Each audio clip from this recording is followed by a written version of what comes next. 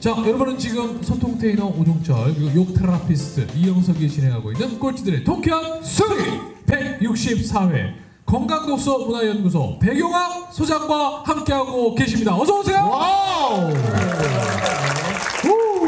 우리 백도사님이요 건강 관련된 책을 3만 권을 그것도 돈을 빚을 내서 책을 15년간 읽으시고 예. 모든 거를 임상 실험을 끝내고 사실은 여러분 암 말기 환자들만 상담해 주시는 분이에요. 맞습니다. 여러분들 지금은 막 우리가 웃기고 막 이렇게 보이지만 예. 이분 만나려면 적어도 6개월 전에 사전 예약을 해야 되고 그렇죠. 또 증세가 암 말기 환자가 아닌 사람은 절대 상담해 주지 않거든요. 네. 오늘 들어보시고 가서 여러분 일상에 가서 많이 적용하시면 좋을 것 같아요. 다시 한번 감사의 박수. 와우. 네. 네. 자, 그러면 우리 아이들은 어떻게 합니까? 라는 질문에 짧게 답을 해주셔야 또 진도가 나가거든요. 네, 예. 부모님이라면 쉽게 답을 내릴 수가 있을 것입니다. 초등학교 아이들은 아침 식사를 해야 될까요? 하지 않아야 될까요? 제가 굳이 답을 드린다면 이렇습니다. 아이들은 저녁에 밥을 많이 먹습니다. 그리고 잠을 청하죠. 그리고 아침에 이제 잠자기 전에 부모가 먼저 일어나서 아이의 배를 보면 어떻겠죠? 홀쭉해져 있어요. 아이들은 소화 능력이 극대화되어 있습니다. 예. 그리고 필요해서 많은 열량이 필요할 수 있습니다. 네. 그리고 또한 아이들은 이성이 채 갖기 전에 거의 본능적인 삶을 살아가고 있습니다. 네. 그래서 아이가 만약에 아침밥이 먹고 싶어, 배가 고파라고 여쭈으면 배가 고픈 것이고 또 밥을 줘야 되는 때입니다. 네. 네, 그래서 초등학교 저학년까지는요 아침 식사를 원했을 때는 충분히 줄 수 있을 것이고 그 다음에 고학년일 때는요 아이 스스로가 아침밥을 먹지 않게 되는 시기에 이르게 됩니다. 걱정하지 않으셔도 됩니다. 단 9학년임에도 불구하고 아침 식사를 달라고 하신 분들은 정말 몸이 필요한 음식을 공급해 주지 못했기 때문에 정말 필요한 에너지를 꼭 필요한 에너지를 달라고 하는 것일 수 있습니다. 그걸 참고하셔서 아이에게 정직한 먹거리, 꼭 먹여야 될 먹거리, 필요한 먹거리를 주셨으면 하는 바람입니다. 알겠습니다. 그럼 지금 배경화 소장은 지금 저희 오후 5시 10분인데 네. 지금까지 안 드신 겁니까? 아니면 뭘 드신 저는 겁니까? 아침에 이제 오늘 관악산이 있었어요. 예. 관악산 산행이 있어서 관악산 삼봉 능선을 타고 육봉 능선을 내려와서 지금 빠듯하게 이곳에 도착해 있습니다. 그때까지 먹을 시간이 없었습니다. 네, 그래서 아침 식사, 점심 식사 거르고 왔습니다. 그럼 이제 좀 이따가 이제 저녁을 이제 드시는 거네요? 네, 저녁을 먹을 수도 있고 그렇지 않을 수도 있습니다. 왜요? 배고프면 먹고 배고프지 않으면 먹지 않을 것입니다. 네. 때 되면 먹는 게 아니군요. 배가 고플 때가 아니겠습니까? 아니 저는 그렇지 않은 것 같아요. 아 그렇습니까? 네, 굶기는 없는데 계속 그냥 때 되면 이제 좀 먹어야 되지 않을까? 네. 그런 생각에 드시는 분들도 계시지 않나요? 네. 그렇잖아요. 네. 네. 그럼에도 건강하지 않습니까? 건강하지 않습니다. 네? 이거 말투가 되게 희한하네요. 그럼에도 불구하고 건강하시잖아요, 그렇죠? 네. 근데 저는 뭐 아무 때나 먹게 되면 불건강이 찾아와 버립니다. 그렇기 때문에 저는 먹지 않는 것이고 여러분 때가 됐을 때 예를 들어서 아침, 점심, 저녁을 드심에도 불구하고 건강을 누릴 수만 있다라면 그렇게 하십시오. 그러나 보다 건강한 삶은 배가 고플 때 식사를 하시는 것이 건강의 지름길이라고 저는 생각이 됩니다. 알겠습니다. 네, 박수 한번 주세요. 네. 와우. 감사합니다. 근데 제가 이제 백도사님 말씀 듣고 몸 컨디션이 안 좋을 때 저한테 아침 점심을 굶어봐라. 그 저녁도 굶으면 좋다. 그래서 해봤거든요. 몸이 정말 가벼워지고요. 피로도가 확 줍니다. 네. 혹시 만성 피로가 있으신 분들 한번 음식을요. 배고프면 뭐 드시냐면 그냥 과일만 조금 들여서 수분을 보충하시고요. 한번 드시지 말아보세요. 그러면 놀라운 거 뭐냐면 피로도가 거의 정말 10이었던 게 한 1, 2로 확 줍니다. 한번 해보세요. 네. 알겠습니다. 자, 이렇게 해서 이제 우리 음식에 대한 이야기는 여기까지 좀 정리를 해보고요. 네. 다음 운동도 되게 중요하잖아요. 그렇죠. 운동도 좋아합니다. 운동 먼저 말씀드리고 음식에 못다한 이야기는 조금 이따 다시 그러시죠. 나누도록 하겠습니다. 네. 그럼 아니면 음식 얘기도 할까요? 그럴까요? 음식 얘기 좀 더 해볼까요? 네네, 그렇죠. 아침 식사를 하지 않는 것이 음식의 첫 번째였습니다. 혹시 여기 또 나오려고 하는 전략은 아니죠? 전혀 그렇지 않습니다. 네. 저도 바쁩니다. 네, 감사합니다. 네. 그리고 아니 자꾸 이게 늘리시는 것 같아가지고 지금 진도를 나가게 되면 또 다음번에 또 하시면 돼요. 원래 우리 백도사님이 본인이 가진 지식이 너무 많으니까 전부 다 알려주고 싶어요 항상. 그러니까 그래서 아마 그런 것 같아요. 오케이, 그럼 음식으로 다시 돌아가서 제대로 가겠습니다. 네, 그래서 음식이란 주제로 음식이란 주제를 가지고 네 가지 어떤 네 가지 뭐라 할까요? 네 가지 종류라 그럴까요? 네. 네 가지에 대해서 말씀을 드릴 수 있다고 그랬습니다. 그 네 가지에 대해서 제가 뭐라고 그랬습니까? 첫째가 언제 먹을 것인가? 언제 네. 무엇을? 아 그러면 지금 여기 토크쇼니까 제가 우리 방청객하고 이야기를 해야 되는지 아니면 아니 상관없어요. 네, 그냥 진행자고 이야기 잘 몰라서 편하게. 아니 괜찮습니다. 예, 네. 저한테 역주 하고 싶은 대로 하세요. 하고 싶은 대로 감사합니다. 하는데, 네. 네. 시간만. 네. 첫 번째는 언제 먹을 것인가? 두 번째는요? 두 번째는 무엇을 먹을 예 것인가? 좋습니다. 두 번째 무엇을 먹을 것인가? 세 번째는 얼마큼 먹을 것인가? 얼마큼, 그다음 네 번째는 어떻게 먹을 것인가라는 오케이. 주제로 나눌 수 있습니다. 이제 그러면 첫 번째 주제 언제 먹을 것인가로 시작을 했던 것이죠? 그렇죠. 네, 그렇지 않습니까? 두 번째는 그러면 무엇을 먹을 것인가로 진행해 보겠습니다. 여러분 인간은 무엇을 먹어야 된가? 무엇을 먹어야 될 거라고 생각하십니까? 야채 과일. 네 그렇습니다. 저는 야채 그렇게 먹게끔 설계되어 있다고 저는 생각합니다. 이건 제 생각이 아니라 제가 그동안 20년 동안 건강책을 봐왔던 어떤 결론적인 사항입니다. 역시 마찬가지로 이 항변을 하려면 여러분도 충분히 저와 같이 공부를 했으면 하는 바람으로 지금 말씀드립니다. 그래서 꼭 믿겨지시지 않겠지만 참고했으면 유용할 거라고 저는 생각이 됩니다. 우리 인간은 야채와 과일을 먹게끔 되어 있습니다. 그러나 야채, 과일만을 잡수시기 어렵습니다. 불과 20년 전만 하더라도 과일은 굉장히 사치품에 불과했을 것입니다. 쉽게 구할 수 있는 음식이 아니었습니다. 지금은 하우스 재배라든가 아니면 농업 기술이 발달돼 가지고 사계절 내내 우리가 과일을 먹을 수 있습니다. 또 보관 기술, 저장 기술이 발달돼 가지고 혹은 또 유통이 잘 되어서 우리가 먹을 수 있습니다만 20년 전에는 그렇지 않았죠. 그래서 야채와 과일로 우리가 칼로리를 또 에너지를 충분히 보충받을 수 없으면 그 대안으로 우리가 뭘 먹었을까요? 곡물이었죠. 그래서 우리는 주식이 쌀이 아닙니까? 근데 여러분은 어떤 쌀을 먹고 있습니까? 혹시 백미를 드시고 있지 않습니까? 그렇죠. 20세기 들어서 2000년 들어서 우리가 시대 흐름이 웰빙이 되었어요. 그렇죠. 오분도미 오분도미 먹어야 된다고 오분도미 얘기를 했었습니까? 얘기했었습니다. 아, 그렇군요. 그래서 제가 넘어간 것이 아니겠습니까? 아, 그렇군요. 근데 왜 그걸 또 이야기하시면 어떡하십니까? 아, 좋습니다. 그러면 그러니까 이제는 제발 운동으로 넘어가시려는 생각이 여기 없으십니까? 혹시 지난 방송 때 못 들으신 분이 계실 수 있습니다. 그거는 여러분들이 집에 가서 혼자 이걸로 보시면 안 되시겠습니까? 그렇군요. 좋습니다. 꼭 이걸 생방송으로 해야 되는 것입니까? 굳이 여기서 말씀드릴 수 없습니다만 말씀드리지 않아도 됩니다만 그러니까 오분도미하고 이렇게 채식 반찬을 드시면 좋겠죠. 네, 좋습니다. 그러면 우리 건강을 위해서 보통 뭘 잡수시게 되죠? 영양제. 아니 음식으로서요. 음식으로서요. 우리가 근육을 키우고 성장을 빠르게 하고 힘을 좋게 하기 위해서 고기요. 고기를 먹지 않습니까? 네. 동물성 단백질을 먹게 되는데 이것만은 조금 멀리 하시거나 건강한 상황이라면 조금 줄여주셔도 괜찮습니다. 그러나 건강치 못한 상황에서는 동물성 단백질이 여러분에게 결코 도움이 되지 않는다는 걸 말씀드리고 싶습니다. 네, 그런데 건강을 잃어가지고 병원에 가게 되면 병원에 나오는 식단이 대부분 동물성 단백질을 포함하고 있다는 것이 문제가 될 수 있습니다. 그래서 의사 선생님께 정중하게 이 동물성 단백질이 혹은 고기나 생선이 내게 왜 필요한지를 한번 여쭤보는 것도 여러분의 건강을 챙기는 방법이 아닐까라는 생각을 말씀드립니다. 네. 근데 고기는 이해가 되는데 생선도 왜 나쁜 건가요? 그러니까요. 네, 생선도 그럴 수가 있습니다. 왜냐면 고기와 생선이 다르지 않습니다. 왜냐하면 단백질이고 우리 몸에 흡수될 때는 아미노산으로 흡수가 되는데 이때 질소화합물은 똑같이 발생하게 됩니다. 그러니까 우리가 가축을 사육하는 과정에서 잘못되어 가지고 우리 인간에게 나쁠 거라고 생각이 되지 않습니까? 그렇죠. 예전에는 자연 방목이었다면 지금 우리가 특별하게 닭고기를 먹기 위해서 돼지고기를 먹기 위해서 소고기를 먹기 위해서 사육을 하지 않습니까? 그래서 무리한 사육을 통해서 우리가 인체에 해로울 것이다. 스트레스 받는 조건에서 우리에게도 해로울 수 있을 것이다 라고 가름할 수 있는 것이지 고기 자체는 나쁘지 않을 수 있다라고 판단할 수 있습니다. 역시 생선도 그 측면에서 연장선상으로 본다라면 생선은 자연이 길러준 거잖아요. 네. 바다가 길러준 거기 그렇죠. 때문에 이것만은 괜찮지 않을까라고 생각할 수 있습니다. 네. 그런데 똑같이 단백질이고 우리 몸에 흡수됐을 때 질소화합물을 남기게 됩니다. 질소화합물이라는 것은 아민이라든가 인돌, 스카톨, 황화수소, 암모니아 같은 이런 가스를 유발하게 되는 거죠. 이것들은 우리 간에서 해독이 돼야 되는데 신체가 무리하게 활동하거나 아니면 피로도가 쌓이게 되면 간이 제 역할을 못하게 되면 그것들이 우리 세포의 질식사 혹은 염증이라든가 바람의 원인이 되기도 합니다. 그렇기 때문에도 못 드시게 할 뿐만 아니라 여러분도 경험을 하셨을 거예요. 동물성 단백질을 드시게 되면 장내 상태가 교란되게 됩니다. 다시 말씀드리면 동물성 단백질 섭취 후에 이튿날 대변을 보게 되면 어떻죠? 까매요.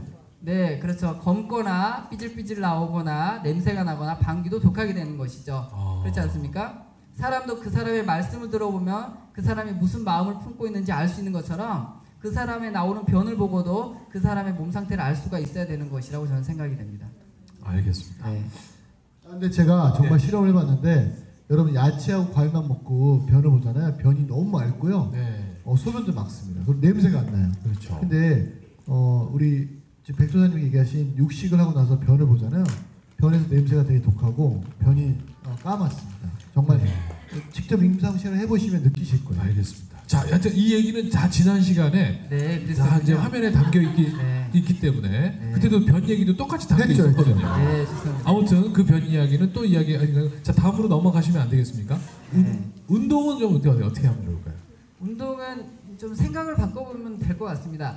운동이라는 게 특별하지 않을 거라고 저는 생각이 됩니다. 사람이 움직이지 않고 사는 사람이 없습니다. 우리는 누구나 움직이게 되거든요. 네. 움직임 자체가 운동이 되어지면 어떨까라는 생각으로 하루 일상을 지내시면 될 것 같습니다. 그냥 움직임 자체가 운동이다. 네. 그럼에도 불구하고 만약에 운동이 필요한다라면 우리는 사람은 많이 쓰게 되면 어때요? 발달하게 되어 있죠. 네, 그래서 맞아요. 우리가 발달시키고 싶은 부위, 그 부위에 따라서 우리가 충분히 거기에 자극을 주게 되면 예. 곧 우리가 필요한 운동을 채웠다라고 볼 수 있겠습니다.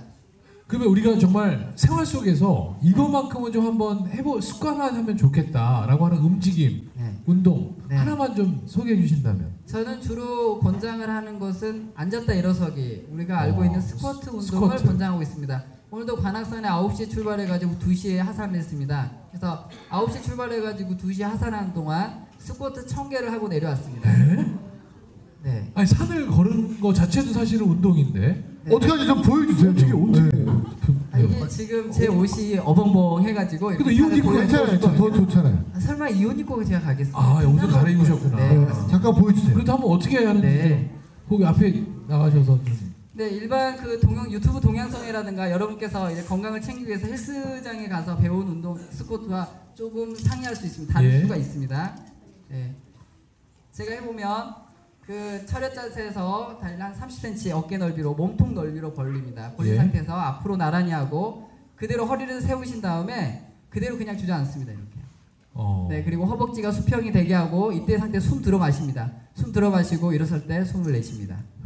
네, 이 자세로 1000개를 하게 됩니다. 단 이제 속도는 천천히 하지 않고 1.5초당 한 개씩 하게 됩니다. 그래서 스쿼트는 근력을 늘리기 위한 게 아니라 첫 번째 자세를 교정하기 위함이고 두 번째는 심폐 기능을 향상시키기 위함입니다. 세 번째가 근력 운동이고 네 번째는요 무아지경에 빠지게 되죠. 다시 말씀드리면 명상에 이르게 될 수가 있습니다. 그러니까 속도를 좀 빨리 하는 게 중요하군요. 네, 그렇습니다. 오히려. 빠른 속도로 제가 한번 해볼까요? 네, 한번 좀 네, 보여주시죠. 좋습니다. 네. 자, 어떤 속도로 해야 되는지. 네. 마이크 좀 잡아주세요. 네. 마이크 괜찮습니다. 아, 괜찮습니다. 네, 감사합니다. 네, 이렇게 구령을 붙여서 하나, 둘, 셋 이렇게 하는데 앞을 보고 해볼까요? 하나, 둘, 셋, 넷, 다섯, 여섯, 일곱, 여덟, 아홉, 열. 예. 이러면 이렇게, 네, 이렇게. 우리가 토크도 진행이 가능할 것 같습니다. 박수 한번 좀 부탁드리겠습니다. 아니 제가 한번 백조사님이랑 같이 산에 갔는데 정말 이 스쿠터를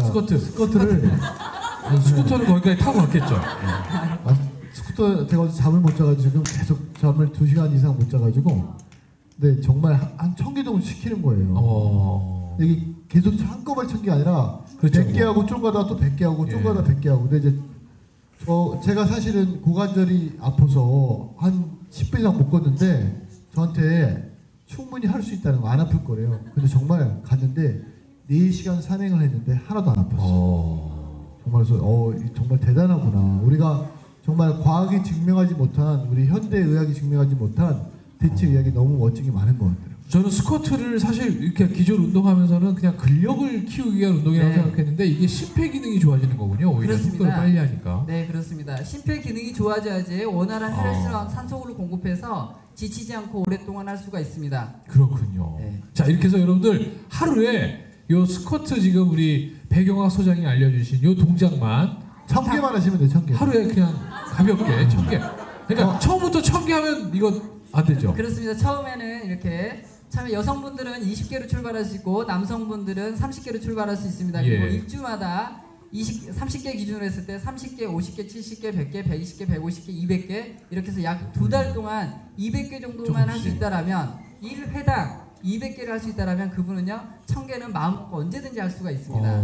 네, 그러면 단단한 하체를 가질 수 있습니다. 하체가 단단해지면 어때요? 여러분 원하는 모든 일들을 충분히 잘 수행해낼 수 있는 자신감을 얻게 되는 것입니다. 그렇군요. 그러면 지금 사실 이 두 가지만 실천을 해도 네. 살은 저절로 빠질 것 같아요. 안 빠질 수 있는 방법이 있을까요?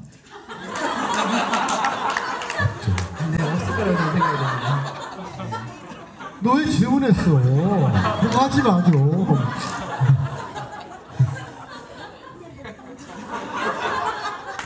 자 이제 네, 운동에 또 좋은 운동이 있습니다. 또 하나 있습니까? 맞습니다. 운동은 많습니다. 네, 네. 네, 그래서 네. 우리가 등산을 하는데 저는 그 등산이 참 좋습니다. 좋은 운동이 됩니다. 등산이 네. 좋은 이유는 뭐가 되겠습니까? 등산이 왜 자연으로 가는 거잖아요. 예, 그렇습니다. 자연으로 가는데 왜 좋다고 생각해요? 자연이니까요. 그러니까 자연이니까. 아, 그렇습니다. 네. 실제로 그렇게 되는데요. 그렇죠. 우리가 중력이라고 하는 게 있지 않습니까? 전신 운동이에요. 우리가 하체를 쓴다고 생각하는데 우리가 높은 곳으로 계속 올라가다 보니까 어때요? 전신을 우리 몸을요 이겨내는 과정이에요. 아 그러네. 그래서 또 좋을 수 있고 또 한편으로는 산에 가게 되면 우리가 음이온이라는 게 있습니다. 그 바다나 강 혹은 폭포수에 가면 어때요? 공기가 상큼하죠? 네. 산에도 가도 역시 그렇습니다. 음이온이 많아지면 우리가 잘 지치지 않게 됩니다. 잘 지치지 않아요. 네네. 그러니까 어때요? 산에 가면요 우리가 원하는 운동을 충분히 해낼 수가 있습니다. 그래서 산에 가는 것은요 등산, 산을 올랐다 내려오기 위함이 아니라 산에 들어가서 우리가 필요로 하는 것들을 얻기 위해서 가는 것입니다. 그래서 산에 주로 가는 이유가 공부를 하기 위해서도 가지만 저희는 이렇게 신체를 이렇게 단련하거나 아니면 몸을 건강하게 유지하기 위해서 수련하러 가는 것이죠. 그래서 산에 운동하러 간다라고 보시면 되겠습니다. 좋네요. 네, 그래서 산에 가서 스쿼트를 하는 것은 아주 바람직한 것이고 대한민국 산을 좋아하시는 분들이 앞으로 산에 갈 때는요 스쿼트 운동을 산에서 꼭 했으면 또 하고 내려오셨으면 하는 바람도 있습니다. 네. 그러면 네. 궁금한 게 있는데 산을 올라갔다 내려올 때 우리가 지팡이를 쓰잖아요. 네. 네, 왜냐면 뭐 내려올 때 무릎 보호하려고 네, 하는 그렇습니다. 경우가 있잖아요. 그건 어떻게 생각하세요? 저는 이제 스틱을 가지고 가는 것은 그렇게 제 생각은 저는 스틱을 쓰지 못하게 합니다. 이거 뭐죠? 왜냐하면 이렇게 이영석 대표님께서 말씀해 주신 대로 내려오는 과정에서 무릎에 충격, 무리가 되다 보니까 스틱을 이용하게 되는 맞아요. 것이거든요. 그렇게 무리한 산행을 하지 마십시오라고 저는 권장합니다. 다시 말씀드리면 산이 600m라면 관악산이 600m예요. 그럼 600m라면 올라갈 수 있을 만큼만 내려가십시오. 부담되지 않을 정도만 올라가시고 그 다음에 쉽게 내려오십시오. 이렇게 말씀드립니다. 우리는 꼭 정상을 한번 찍고 내려와야 된다는 게 등산의 그렇죠. 목적이니까. 대신에 관악산에 들어서면 100m를 오르시더라도 거기서 스쿼트를 해낸다면 다음 산행 때는 150m를 올라갈 수 있는 힘을 얻게 되는 것이죠. 그럴 때 내려오기가 더 수월해집니다. 다시 말씀드리면 스틱이 굳이 필요하지 아니하고 그 다음에 우리나라의 대부분 산은 스틱을 필요로 하지 않을 뿐만 아니라 스틱이 있음으로 인해서 산행을 방해할 수 있습니다. 예. 네, 그래서 권장하지 않을 뿐만 아니라 또 요즘 스틱을 많이 갖고 다니다 보니까 어때요? 위험할 수 있는. 위험할 수 위험도 있습니다. 하고. 버스나 지하철에서 많이 맞아, 부딪히기도 사고가 일어나고 하고. 있는데 저는 그런 의미에서도 권장을 하지 않습니다. 네. 네. 알겠습니다. 자, 이제 운동에 대한 이야기는 우리 아주 건강하게 산으로 가셔서 일단 산에서 스쿼트를 하는 하고. 그리고 꼭 정상을 찍고 내려와야 된다는 어떤 강박관념 버리시고. 좀 버리고. 그것도 있습니다만 운동을 내가 못해서 건강치 않는 것이 아니겠는가라고 스스로를 묻고 나는데 그게 아닙니다. 우리가 움직임 그 자체가 운동이라는 것을 그렇죠. 알았으면 하는 바람이 있고요. 혹은 스쿼트가 아닌 또 다른 운동의 대안이 있다면 다름이 아니라 자기 이렇게 주먹을 이렇게 살짝 지으셔가지고 온몸을 두드리셨으면 좋겠다는 생각입니다. 온몸을 두드려주시면 좋겠어요. 들어간 부분을 주로 두드리시고 튀어나온 부분도 뚫어주십시오. 그리고 뼈다구도 두드려 주셨으면 좋겠어요. 만약에 두드리는 가운데서 아픈 부위, 통증 부위가 울컥하는 부위가 있다면 그것은 성치 못한 곳이라고 여러분들이 스스로 판단 내릴 수 있습니다. 그리고 자꾸 때리다 보면 두드리다 보면 아프지 않을 때가 있습니다. 그때가 그곳이 건강해진 때라고 보시면 되겠습니다. 그러면 예를 들어서 이럴 수가 있네. 눈이 아프신 분은요? 눈을 때려. 네, 그렇습니다. 귀가 아프신 분은요? 귀를 네, 그렇습니다. 근데 귀는 때리면 아니 되니까 어떻게 해야 되겠습니까? 이렇게 비벼주지 않겠습니까? 네, 그렇습니다. 얼굴도 역시 마찬가지입니다. 얼굴 두드린 건 역시 좋은데 얼굴이 두드리다고 화가 나신 분이 계세요. 그런 분들은 역시 비벼주시면 되겠습니다. 여러분 부위를 가리지 않고 두드려 주시면 되겠습니다. 항문도 두드려 주신 게 가장 좋습니다. 됐습니까? 그럼 치질거리는 사람도 항문 이렇게 때리면 들어가나요? 안 들어갈 수 있는 방법을 잘 모르겠어요. 네, 두더지 두드리면 어때요? 들어가듯이 들어갑니다. 네. 네, 중요한 것은 예를 들어서 이렇습니다. 항문을 두드리는데 항문이 아프지 않아요. 그럼 이미 죽어버린 거예요. 그때는요 어떤 다른 방법을 써야 될 수 있습니다. 그러나 아픔을 느낀다라면요 살아있다는 증거예요. 충분히 들어갈 수 있는 여지가 있는 것입니다. 그러면 비염은 어떻게 하나요?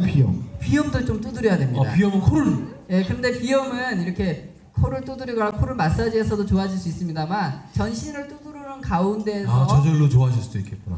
전신을 두드리다 보면 순환이 잘 되겠죠. 순환이 잘 되면 어때요? 노폐물이 잘 걸러져서 몸속에 노폐물이 빠져나가겠죠. 그러다 보면 비염은 자연스럽게 좋아질 수 있습니다. 알겠습니다. 비염이라는 것은 다름이 아니라 노폐물이 코에 차 있는 어떤 증상에 불과하신 것입니다. 그러니까 어떻게 보면 코의 문제가 아니라 몸 전체의 문제일 수 있다는 것이죠. 중요한 문제입니다. 이제 운동 이렇게 하시고요. 이제 휴식, 여기 휴식이 부족한 거 아니겠습니까? 네, 그렇습니다. 자, 휴식은 어떻게 하는 것이 좋은 것인지. 자, 그는 이제 잠시 후 3부에 여러분 이어가도록 하겠습니다. 여러분 즉시 반드시 결